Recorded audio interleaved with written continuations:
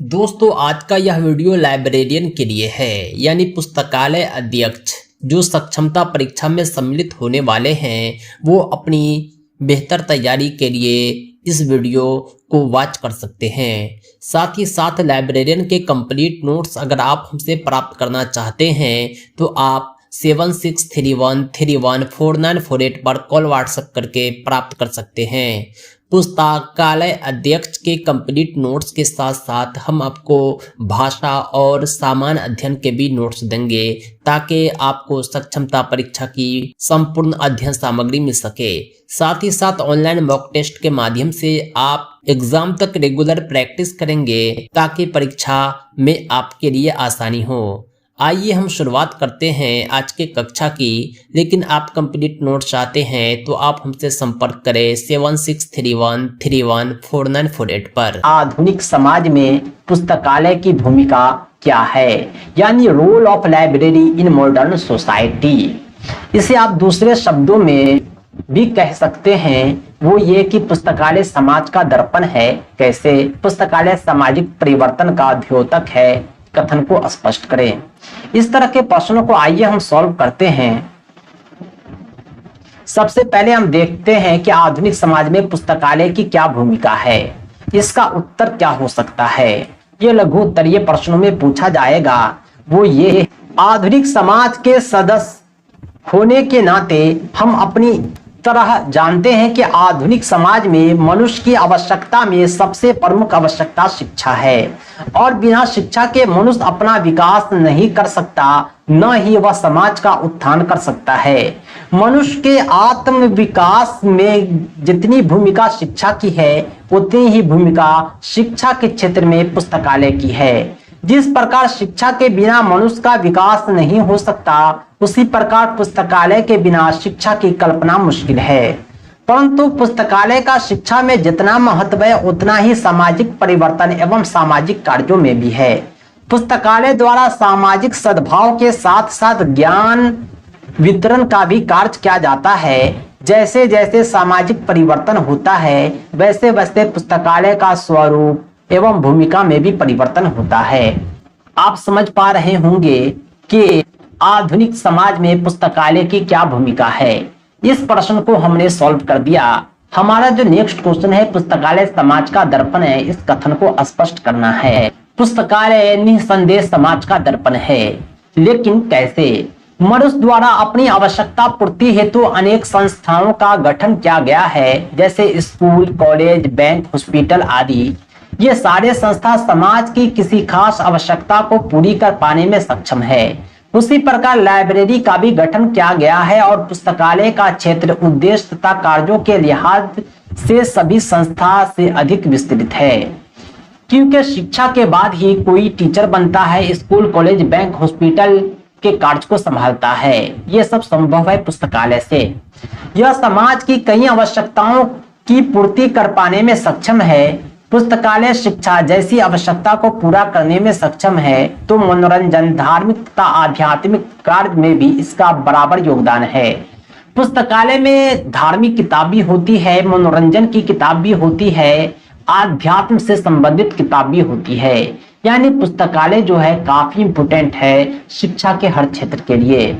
इसके अलावा सामाजिक भाईचारा को बढ़ाने व प्रजातांत्रिक मूल्यों के विकास में भी बराबर योगदान है। अगर हम समाज में इसकी भूमिका पर गौर करें तो यह कथन स्पष्ट हो जाएगा कि पुस्तकालय समाज का दर्पण है। इसके लिए हमें समाज में इसकी भूमिका पर गौर करना होगा। यानी पुस्तकालय समाज का दर्पण है, कैसे? आसानी से हम समझ पा रहे हैं।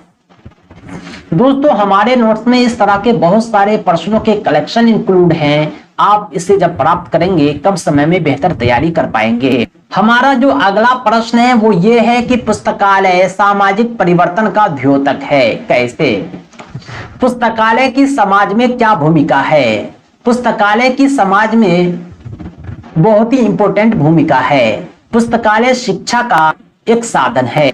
सबसे पहली भूमिका जो पुस्तकालय की है वो शिक्षा के क्षेत्र में है। वो फॉर्मल एजुकेशन, औपचारिक शिक्षा के रूप में है। औपचारिक शिक्षा में पुस्तकालय की भूमिका जो है वो निम्नलिखित है। सबसे पहला ये है स्कूली शिक्षा में पुस्तकालय की भूमिका है। स्कूल एजुकेशन में स्कूली शिक्षा से ही पुस्तकालय का काफी योगदान होता है। इसमें पाठ्यक्रम से संबंधित सभी तरह के पुस्तक आदि का संकलन होता है। स्कूली शिक्षा को 4 भागों में बांटते हैं। स्कूली शिक्षा यानी स्कूल एजुकेशन जो होता है वो 4 प्रकार के होते हैं, प्राइमरी, मिडिल, हाई और हायर सेकेंडरी। हाई स्कूल को सेकेंडरी लेवल भी कह सकते हैं, यानी प्राथमिक हो गया, उच्च प्राथमिक हो गया, माध्यमिक हो गया, उच्च माध्यमिक हो गया। ये चारों जो हैं स्कूली शिक्षा के स्तर हैं, भाग हैं। सभी प्रकार के स्तर के विद्यालय जरूरत के हिसाब से पुस्तकालय में पुस्तकों का संग्रह होता है। इसमें पाठ्यक्रम की पुस्तक, संदर्भ पुस्तक, शब्दकोश, विश्वकोश, सामान्य ज्ञान पत्रिका, मैगजीन, समाचार पत्र होते हैं। आपके स्कूल में भी एक पुस्तकालय होगा जहां कक्षा कक्ष और उससे संबंधित सभी पुस्तकें होंगी। प्राथमिक स्कूल हो, चाहे उच्च प्राथमिक, चाहे माध्यमिक, चाहे उच्च माध्यमिक, वहां वे सभी पुस्तकें होती हैं जो छात्रों की आवश्यकता होती है। छात्रों को शब्दकोश की भी आवश्यकता पड़ती है, सामान्य ज्ञान पत्रिका, न्यूज़पेपर, समाचार पत्र की भी आवश्यकता होती है। पुस्तकालय में सब कुछ उपलब्ध होता है। स्कूल के बाद कॉलेज शिक्षा में भी पुस्तकालय का काफी योगदान है। पुस्तकालय का कॉलेज शिक्षा में भूमिका क्या है, आइए हम जानते हैं। इसकी भूमिका स्कूल से ज्यादा ही है क्योंकि विद्यार्थी की संख्या अधिक होती है। इसके कारण शिक्षक विद्यार्थी पर व्यक्तिगत रूप से ध्यान नहीं दे सकते, इसलिए पुस्तकालय की भूमिका महत्वपूर्ण हो जाती है। प्राथमिक कक्षा के लिए सरकार का भी मापदंड होता है कि 30 बच्चों पर एक शिक्षक, लेकिन अपर लेवल में कॉलेज में ऐसा कोई मापदंड नहीं होता। वहां तो बहुत सारे बच्चे होते हैं, स्मार्ट क्लास चलता है, क्लास भरा रहता है आगे से पीछे तक। जो पढ़े बाकी लाइब्रेरी में शिक्षा होती है। इसलिए आपने देखा होगा कि सरकार की तरफ से प्राथमिक, उच्च प्राथमिक में पुस्तकालय हो चाहे न हो, हाई स्कूल, +2, कॉलेज में जरूर होता है। शोध एवं विकास में भी जो है पुस्तकालय का काफी योगदान है, क्योंकि शोध का कार्य बिना पुस्तकालय के संभव नहीं है। पुस्तकालय द्वारा शोध, प्रतिवेदन, रिपोर्ट, अन्य पुस्तक आसानी से उपलब्ध हो जाता है। औपचारिक शिक्षा के साथ साथ अनौपचारिक शिक्षा में भी पुस्तकालय का योगदान है। अनौपचारिक शिक्षा के क्षेत्र में पुस्तकालय की महत्वपूर्ण भूमिका होती है। इस प्रकार की शिक्षा में चूंकि प्रत्यक्ष रूप से शैक्षणिक संस्था नहीं होती, इसलिए इसमें पुस्तकालय आवश्यक हो जाता है। अनौपचारिक शिक्षा में जो होता है, शिक्षक और छात्र एक दूसरे के टच में नहीं होते, न कोई विद्यालय है, बल्कि अनौपचारिक शिक्षा का मतलब ही होता है जीवन भर प्राप्त करने वाली शिक्षा। आप खुद से जो शिक्षा प्राप्त करते हैं, अपने दोस्तों से, अपने समाज से, अपनी जिंदगी से, ये सब अनौपचारिक शिक्षा ही है।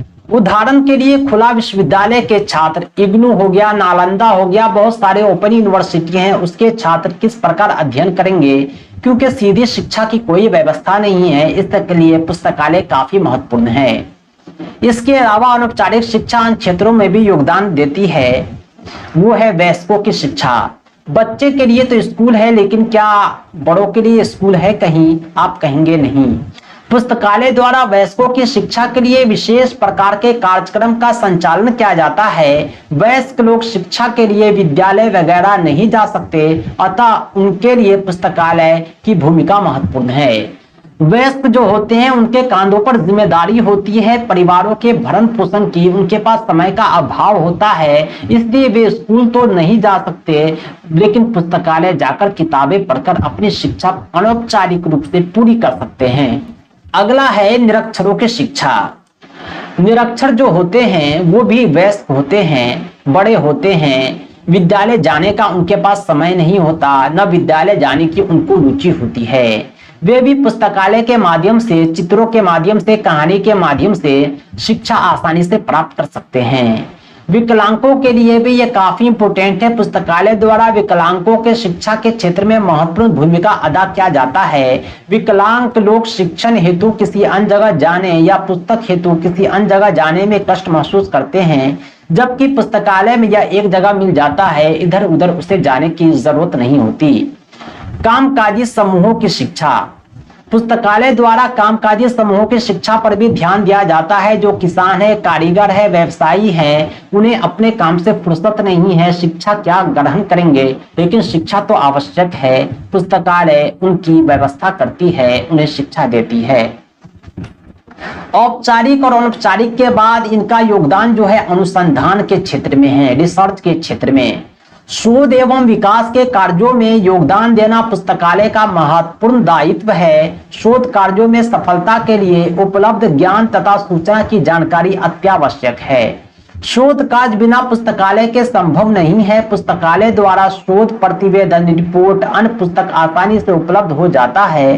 पुस्तकालय द्वारा ज्ञान का संरक्षण भी किया जाता है। यानी शोध करने के लिए जिस पुस्तक की आवश्यकता है वो पुस्तकालय में मिल गया। आप अपनी रिसर्च सबमिट करेंगे पुस्तकालय को, जिससे कोई और सीख पाएंगे। इसके अलावा सांस्कृतिक गतिविधि में भी इसका योगदान है पुस्तकालय का। यह संस्कृति का संरक्षण करता है। एक नस्ल से, एक वंशज से दूसरे वंशज तक संस्कृति को पहुंचाता है। यह समाज की महत्वपूर्ण जो है सांस्कृतिक धरोहर है। इसके अलावा पुस्तकालय में नाटक, कवि गोष्ठी, कहानी चर्चा जैसे सांस्कृतिक कार्यक्रम भी दिए जाते हैं। इसके अलावा सूचना के प्रसार में भी पुस्तकालय का योगदान है। पुस्तक के संग्रह के माध्यम से पुस्तकालय विशाल सूचना का भंडार होता है और आवश्यकता पड़ने पर उपयोगकर्ता द्वारा सूचना मांगे जाने पर उसे प्रदान किया जाता है। इस प्रकार पुस्तकालय द्वारा न केवल सूचना का संग्रह किया जाता है बल्कि इसका प्रसार भी किया जाता है। धार्मिक और आध्यात्मिक क्षेत्र में भी पुस्तकालय का काफी योगदान है। ये सूचनात्मक, मनोरंजनात्मक और प्रेरणात्मक 3 तरह के होते हैं। प्रेरणात्मक पुस्तक प्रायः धर्म और आध्यात्मिक बातों पर आधारित होता है। इस तरह के पुस्तकों का संग्रह करके पुस्तकालय द्वारा धार्मिक तथा आध्यात्मिक कार्यों में योगदान दिया जाता है। मनोरंजन और फुर्सत के समय भी इसका उपयोग होता है। मानव के लिए मनोरंजन तथा फुर्सत के क्षणों में समय का सदुपयोग करना महत्वपूर्ण होता है और अगर अच्छी पुस्तकों में वह अपना खाली समय लगाए तो यह मानव के चरित्र निर्माण में महत्वपूर्ण होता है। प्रजातांत्रिक मूल्यों का विकास। पुस्तकालय द्वारा आधुनिक समाज में प्रजातांत्रिक मूल्यों का विकास किया जाता है। ऐसी पुस्तकें इंक्लूड की जाती है, प्रदान की जाती है जो धर्म, जाति, लिंग, उम्र के आधार पर किसी तरह का भेदभाव नहीं करता। पुस्तकालय तथा परिवर्तनशील समाज। विज्ञान और तकनीकों के विकास के कारण समाज तेजी से परिवर्तित हो रहा है और इस कारण सामंजस्य बैठाने में दिक्कत महसूस हो रही है। पुस्तकालय द्वारा अपने सेवा में तकनीकों का प्रयोग कर इस समस्या को निदान दिलाया जा सकता है। निष्कर्ष क्या निकलता है कि पुस्तकालय औपचारिक और अनौपचारिक शिक्षा के क्षेत्र में काफी योगदान है। खासकर अनौपचारिक शिक्षा में जहां शिक्षा अप्रत्यक्ष रूप से प्राप्त होता है, पुस्तकालय की भूमिका और भी महत्वपूर्ण हो जाती है। इसके अलावा मनोरंजन में, धार्मिक में, आध्यात्मिक कार्य में इसका काफी योगदान है। भाईचारे बढ़ाने में, प्रजातांत्रिक मूल्यों के विकास में हर तरह से यह उपयोगी है। इसलिए हम कह सकते हैं पुस्तकालय समाज का दर्पण है। पुस्तकालय समाज का दर्पण है और सामाजिक परिवर्तन के साथ साथ पुस्तकालय की भूमिका एवं सेवाओं में भी परिवर्तन हो जाता है। दोस्तों, यह प्रश्न भी अच्छे से हमने आपको समझा दिया। हमारा अगला प्रश्न है, डॉक्टर रंगनाथन द्वारा दिए गए ग्रंथालय विज्ञान के 5 सूत्र का वर्णन करें। Doctor S.R. रंगनाथन ने जो ग्रंथालय विज्ञान के, पुस्तकालय विज्ञान के 5 सूत्र दिए थे, आइए उसे हम जानते हैं, उसका वर्णन करते हैं। इनका पूरा नाम था श्याली रामामृत रंगनाथन। ये भारतीय ग्रंथालय विज्ञान के जनक, ग्रंथालय विज्ञान के महान विचारक के रूप में विख्यात हैं। उनके मौलिक विचारों ने ग्रंथालय के क्षेत्र में क्रांति उत्पन्न करके नई दिशा प्रदान की है। उनके उल्लेखनीय योगदान में ग्रंथालय विज्ञान के 5 सूत्रों का नाम सर्वप्रथम आता है। रंगनाथन ने सर्वप्रथम इन सूत्रों का प्रतिपादन सन 1928 में मीनाक्षी कॉलेज, अन्नामलाई नगर में किया था और सन 1931 में इसका प्रकाशन 5 लॉ ऑफ लाइब्रेरी साइंस के नाम से पुस्तक के रूप में किया गया। इन 5 सूत्रों में पुस्तकालय के संपूर्ण उद्देश्य को समाहित किया गया है। यह 5 सूत्र निम्नलिखित हैं। 5 सूत्र क्या है, आइए हम जानते हैं। सबसे पहला सूत्र था पुस्तकें उपयोगार्थ है, यानी बुक्स आर फॉर यूज। प्रत्येक पाठक को उसकी पुस्तक मिले, यानी एवरी रीडर हिज या हर बुक, या पुस्तकें सर्वार्थ है। तीसरा था प्रत्येक पुस्तक को उसका पाठक मिले, यानी एवरी बुक हिज रीडर। पाठक का समय बचाओ, save the time of reader. ग्रंथालय वर्धनशील संस्था है, library is a growing organism. ये जो 5 सूत्र है डॉक्टर रंगनाथन ने दिए हैं, इन 5 सूत्रों को ग्रंथालय कार्य के प्रत्येक क्षेत्र में आधारभूत प्रमुख तथा आदर्शक सिद्धांत मानते हैं। यह 5 सूत्र आज भी उतने ही प्रासंगिक हैं जितना सन 1931 में था। आइए इस 5 सूत्र को हम एक एक करके स्पष्ट करते हैं कि इसका मतलब क्या निकलता है प्रत्येक सूत्र। जो क्वेश्चन आपको लंबा लग रहा है वो दीर्घ उत्तरीय प्रश्न में जरूर आएंगे। सबसे पहला सूत्र है इनका, पुस्तकें उपयोगार्थ है, books are for use. Doctor Ranganath ने ग्रंथालय विज्ञान के 5 सूत्र दिए हैं, जिनमें प्रथम सूत्र का वर्णन यहाँ किया जा रहा है। ग्रंथालय विज्ञान का प्रथम सूत्र यह जोर देता है कि पुस्तकों का अत्यधिक उपयोग हो, और रंगनाथन ने अपने प्रथम सूत्र में साफ साफ कहा है कि ग्रंथ उपयोगार्थ है। इसका मतलब यह होता है कि पुस्तकें उपयोग के लिए होती है, न कि इसे लॉकर में रखकर या सिर्फ संरक्षित रखा जाए। साधारणतः उस काल में पुस्तकों के उपयोग से ज्यादा उसके संरक्षण पर जोर दिया जाता था। प्रथम सूत्र की रक्षा के लिए रंगनाथन ने निम्नलिखित बातों पर जोर दिया। सबसे पहला यह है कि ग्रंथालय का स्थान निर्धारण हो। अबाध प्रवेश प्रणाली, यानी पुस्तक कहां पर रखी हुई है सबको पता होना चाहिए, सभी छात्र छात्रों को, और अंदर आने का कोई रोक टोक नहीं होना चाहिए। जो चाहे जब चाहे आ सके, पढ़ने के लिए अपनी मर्जी से पाठक पुस्तक तक पहुंच सके। तीसरा था निधानी रैक व्यवस्थापन, यानी पुस्तक को छीट कर जहां मन है वहां नहीं रखते, बल्कि प्रत्येक पुस्तक के लिए स्थान निर्धारित हो। प्रत्येक रैक में किस स्थान पर संबंधित पुस्तक को रखना है वहीं पर रखें। पढ़ने के बाद फिर वहीं पर जाकर रख देना है जहां से आपने निकाला था। इसके अलावा क्लासिफिकेशन कैटलॉगिंग होना चाहिए। कहने का मतलब यह है कि एक तरह की पुस्तक एक जगह होनी चाहिए। मैथ की सभी पुस्तक एक रैक में, साइंस की सभी पुस्तक एक रैक में, भाषा की सभी पुस्तक एक रैक में, कहानी की सभी पुस्तक एक रैक में, मनोरंजन की सभी पुस्तक एक रैक में। इस तरह जो है इसका क्लासिफिकेशन होना चाहिए। अगला है सहायक क्रम में व्यवस्थापन, यानी एक सहायक क्रम भी होना चाहिए। वो ये कि पुस्तक में राजनीति शास्त्र को समाजशास्त्र के साथ, बायोलॉजी की पुस्तक को केमिस्ट्री और फिजिक्स के साथ रखना, यानी ये जो है सहायक क्रम होना चाहिए। साइंस के सभी पुस्तक एक साथ हो, सब्जेक्ट वाइज। इसी प्रकार सोशल साइंस के सभी पुस्तक एक साथ होनी चाहिए। ग्रंथ सूची, बिब्लियोग्राफी, आजकल अनेक प्रकार के ग्रंथ संदर्भ सूची निर्मित तथा प्रकाशित की जाती है, जो कर्मचारियों तथा पाठकों को पाठ सामग्री चुनने में सहायक सिद्ध होती है। अतः ग्रंथालय में उनको अवश्य क्रय करना चाहिए।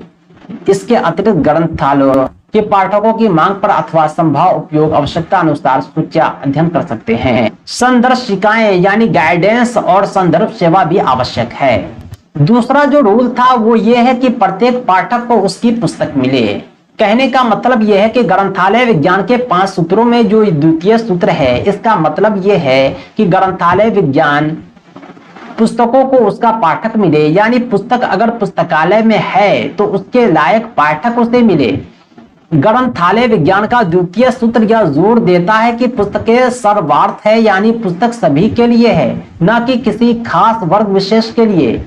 पुराने समय में सिर्फ अमीर लोग ही पुस्तक पढ़ पाते थे, परंतु रंगनाथन ने इस सूत्र के माध्यम से सबको पुस्तक पढ़ने के अधिकार पर जोर दिया। द्वितीय सूत्र की रक्षा के लिए रंगनाथन ने इस बात पर जोर दिया है। इन्होंने उत्तरदायित्व सौंपा है राज्य को। संविधान के समवर्ती सूची का हवाला देते हुए इन्होंने सरकार को अधिकार एक दायित्व सौंप दिया है। समुचित धन का प्रबंध करना, संग्रहालय अधिनियम बनाना, ताकि इस रूल को हर कोई फॉलो करे, हर नेता, हर ऑफिसर, हर अधिकारी, हर कर्मचारी, हर कोई फॉलो करे। इसके अलावा समन्वय भी होना चाहिए, कोऑर्डिनेशन। तीसरा जो आवश्यक बात है द्वितीय सूत्र के संबंधित वो है ग्रंथालय प्राधिकरण का दायित्व। यानी जो लाइब्रेरी के हेड हैं उनका भी दायित्व है कि पाठकों को उसकी पुस्तक मिले। यह सबसे पहले सरकारों का उत्तरदायित्व है, परंतु पुस्तकालय प्राधिकार की भूमिका भी काफी महत्वपूर्ण है। अगर कोई पुस्तकालय में आता है, जिस तरह की पुस्तक चाहता है उसको वह पुस्तक उपलब्ध कराया जाए। इस प्रकार से पुस्तक का चयन होना, कर्मचारी का चयन होना आवश्यक है। नेक्स्ट काफी इंपोर्टेंट है, वो है खुला द्वार प्रणाली। खुला द्वार प्रणाली का मतलब यह है कि पुस्तकालय का द्वार सभी के लिए खुला हुआ है। हर कोई खुद रैक तक जाकर पुस्तक ले सकते हैं। बंद द्वार प्रणाली में उसको पुस्तक लाकर दिया जाता है। यानी पाठक को यह अधिकार दिया गया कि आप जो है रैक तक जाकर अपनी पुस्तक चयन करके ला सकते हैं। इसके अलावा विस्तार सेवा, ग्रंथालय कर्मचारियों का दायित्व और पाठक का दायित्व भी इंक्लूड किया गया है। डॉक्टर रंगनाथन ने ग्रंथालय विज्ञान का जो तृतीय सूत्र दिया था वो ये है कि प्रत्येक ग्रंथ को उसका पाठक मिले। आइए हम इसको समझते हैं, इसका मतलब क्या है। इसका मतलब ये है कि प्रत्येक पुस्तक को उसके अनुसार पाठक मिलनी चाहिए। इस सूत्र की संतुष्टि हेतु आधुनिक ग्रंथालय में अनेक युक्तियों को अपनाया जाता है, जिसे आइए हम संक्षिप्त में समझते हैं। सबसे पहले ग्रंथ का चयन किया जाता है, उसके बाद आबाद प्रवेश प्रणाली का प्रयोग होता है, उसके बाद आनुवर्गिक व्यवस्थापन क्लासिफिकेशन अरेंजमेंट किया जाता है। इसके अतिरिक्त नई पुस्तकों का प्रदर्शन भी किया जाता है। आपने बराबर सुना होगा पुस्तक मेला, वो सब यही सब होता है। निधानी व्यवस्थापन सेल्फ अरेंजमेंट की भी व्यवस्था होती है, उसमें परिवर्तन आवश्यकता अनुसार किया जाता है। इसके अलावा सूची बनती है, संदर्भ सेवा का प्रयोग होता है। लोकप्रिय विभाग को यह काम सौंपा जाता है। पब्लिसिटी के लिए, प्रचार के लिए खुद भी प्रचार किया जाता है पेपर वगैरह के माध्यम से। विस्तार सेवा, आधुनिक किताबों का संस्करण जैसे काम भी अपनाए जाते हैं। चौथा जो सूत्र दिया है वो ये है कि पाठक का समय बचाए, save the time of the user reader. वर्तमान समय में सभी के पास समय का अभाव है, अतः इस सूत्र के माध्यम से रंगनाथन साहब ने प्रयास किया है कि पुस्तकालय में पाठकों का अधिक समय नष्ट न हो, ताकि पाठक बार बार पुस्तकालय का उपयोग करने पुस्तकालय आए। ग्रंथालय विज्ञान का चतुर्थ सूत्र भी द्वितीय सूत्र की बहुत ही पाठकों की ओर से ही अप्रोच करता है। यदि पाठकों की मानसिक भूख को तत्काल शांत न किया जाए तो वह नष्ट हो जाती है। पाठक के बाह्य विषयक तथा अधिकरण विषयक दोनों प्रकार के समय की बचत करना चाहिए। इसके साथ ही पाठकों के समय की बचत के साथ कर्मचारियों के समय की भी बचत करना चाहिए। वास्तव में यह ग्रंथालय प्रशासन तथा संचालन में सुधारों द्वारा पाठकों को अधिक से अधिक सुविधा प्रदान करने के प्रति जोर देता है। रंगनाथन ने अपने चतुर्थ सूत्र के में साफ साफ कहा कि पाठकों का समय बचाओ, save the time of user reader. चतुर्थ सूत्र तो इन बातों पर ध्यान देना चाहिए। पाठकों का समय तो बचाना है, लेकिन कैसे? सबसे पहला यह है कि ग्रंथालय का स्थान निर्धारित हो, यानी पुस्तकालय एक खास लोकेशन पर हो, चलता फिरता पुस्तकालय न हो, ताकि लोग जो है उसको खोजते रहे 1 घंटे तक। आबाद प्रवेश प्रणाली हो, कोई कभी भी आ सकता हो, ताकि आने में उसके में समय की बर्बादी न हो।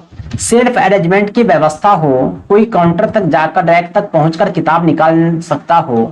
इसके अलावा सूचीकरण वर्गीकरण हो, ताकि आसानी से तुरंत किताब खोज ले।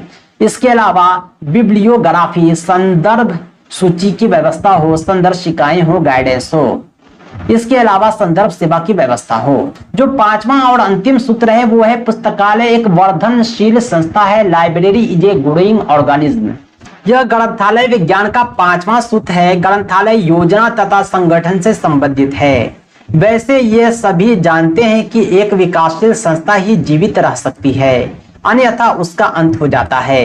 रंगनाथन के शब्दों में एक विकासशील संगठन नई सामग्री ग्रहण करता है, पुरानी सामग्री का त्याग करता है, अपने आकार में परिवर्तन करता है और नई शक्ल तथा स्वरूप ग्रहण करता है।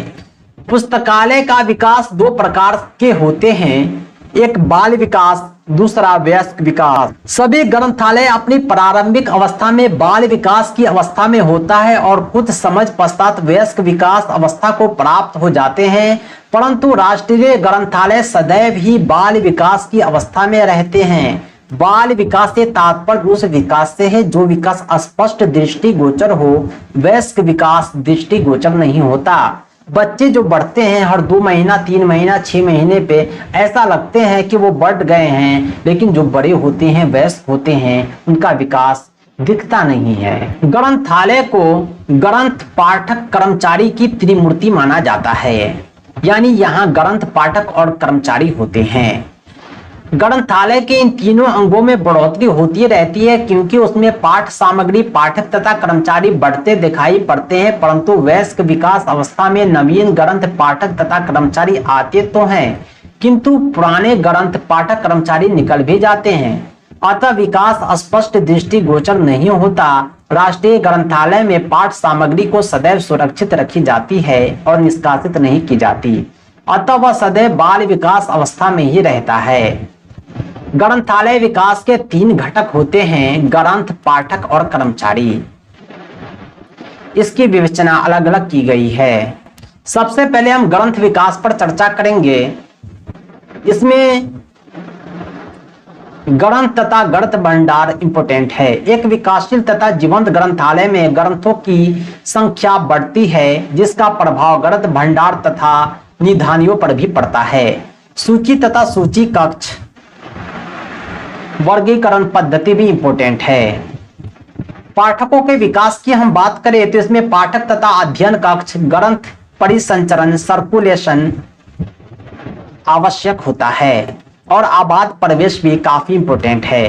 कर्मचारी के विकास की बात करें तो यह भी इंपोर्टेंट है, क्योंकि ग्रंथालय में ग्रंथों की तथा पाठकों की बढ़ोतरी के साथ कर्मचारी की संख्या भी बढ़ती है। ग्रंथालय प्राधिकरण को इस संबंध में उचित दृष्टिकोण अपनाना चाहिए, अन्यथा वांछित ग्रंथालय सेवा प्रदान करना संभव नहीं होता।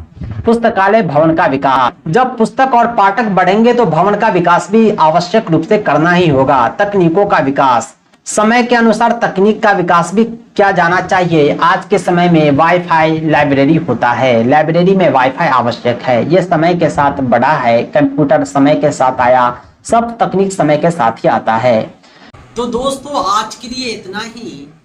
कंप्लीट तैयारी के लिए विशिष्ट शिक्षक सक्षमता परीक्षा कंप्लीट नोट्स के लिए आप हमसे जरूर संपर्क करें 7631314948 पर। पाठ्यक्रम आधारित संपूर्ण अध्ययन सामग्री के माध्यम से कम समय में आप बेहतर तैयारी कर पाएंगे और अपनी सफलता सुनिश्चित कर पाएंगे और राज्यकर्मी का सपना आपका पूरा हो पाएगा। दोस्तों इस सक्षमता परीक्षा के नोट्स और अपडेट के लिए आप हमारी वेबसाइट www.teacherahmed.com को भी विजिट करें। साथ ही साथ हमारे एंड्रॉयड ऐप टीचर रहमत को प्ले स्टोर से जरूर डाउनलोड करें। इसका लिंक आपको इस वीडियो के डिस्क्रिप्शन में भी मिल जाएगा। दोस्तों आज के लिए इतना ही। हम मिलते हैं नेक्स्ट वीडियो में एक अमेजिंग टॉपिक के साथ। Thanks for watching. धन्यवाद।